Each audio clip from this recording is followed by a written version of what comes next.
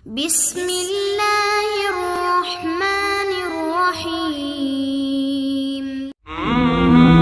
Amalan yang paling standar itu sholat, yang paling pokok, tidak membutuhkan biaya, kan? Kemudian juga semua kemampuan kita diberikan keluangan oleh Allah ke lapangan, nggak bisa berdiri, kita bisa duduk, nggak bisa duduk, bisa sambil berbaring, diberikan ke lapangan yang sangat nyaman. Berbeda dengan zakat kan, yang ada nisabnya, ada haulnya, haji yang menggabungkan antara harta dengan fisik dan kondisi keadaan juga situasinya, gitu kan? Nah, salat, masya Allah, sangat lapang.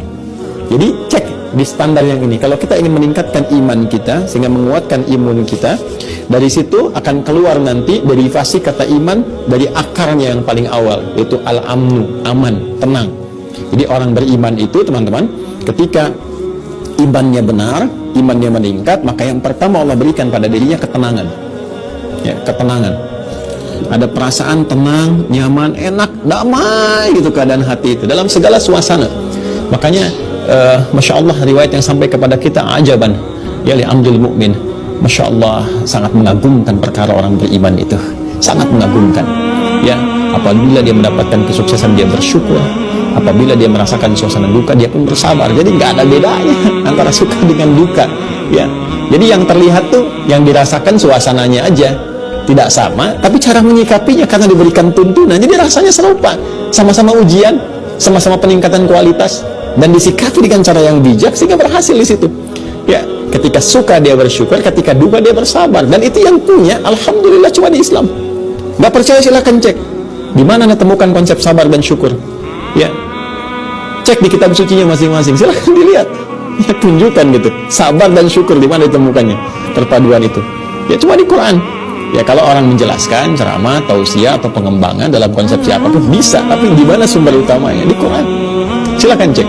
Syukur ditemukan, sabar ditemukan. Ya, la in syakartum la azidannakum. Quran surah ke-14 ayat 7 itu kan yang konsepnya tentang syukur. Sabarnya di mana? Innallaha ma'as sabirin. Semoga Allah bersama orang-orang yang sabar. Dijelaskan lagi bagaimana cara sabar, dijelaskan bagaimana cara syukur, ada semuanya. Ya. Jadi teman-teman sekalian, ini ketenangan diberikan. Kata iman itu, al-iman itu kan akarnya seperti saya terangkan di pertemuan lalu, akar paling utamanya dari kata al-amnu. Makanya di Quran disampaikan ulaika lahumul amnu, ulaika lahumul amnu, orang-orang yang beriman, alladzina amanu, kan? Orang-orang yang beriman itu dan imannya benar, cara berimannya, maka yang pertama Allah berikan kepada mereka ulaika lahumul amnu, mereka diberikan ketenangan, kedamaian dalam jiwanya. Diminta menguatkan iman. Dengan menguatkan iman itu kita akan tenang. Ya, cara menguatkannya pertama aspek ritual, tunaikan sholat.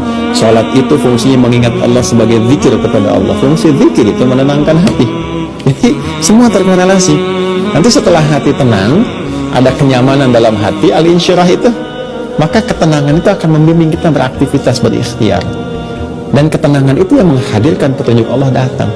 Makanya orang tenang itu cenderung bijak, karena bisa menata semua pola-pola tindakan yang akan dia lakukan. Bertuturnya pun terasa, ya, terasa lebih terstruktur, lebih rapi, lebih baik. Tindakannya lebih terukur karena dia punya peta-peta, pola-pola apa yang harus dia siapkan sebelum dia bertindak. Itu yang tenang. Ya, oke, sering saya katakan jiwa yang tenang melahirkan ibadah yang cemerlang. Jiwa yang tenang melahirkan kreativitas yang cemerlang. Jadi penting menjaga ketenangan jiwa itu.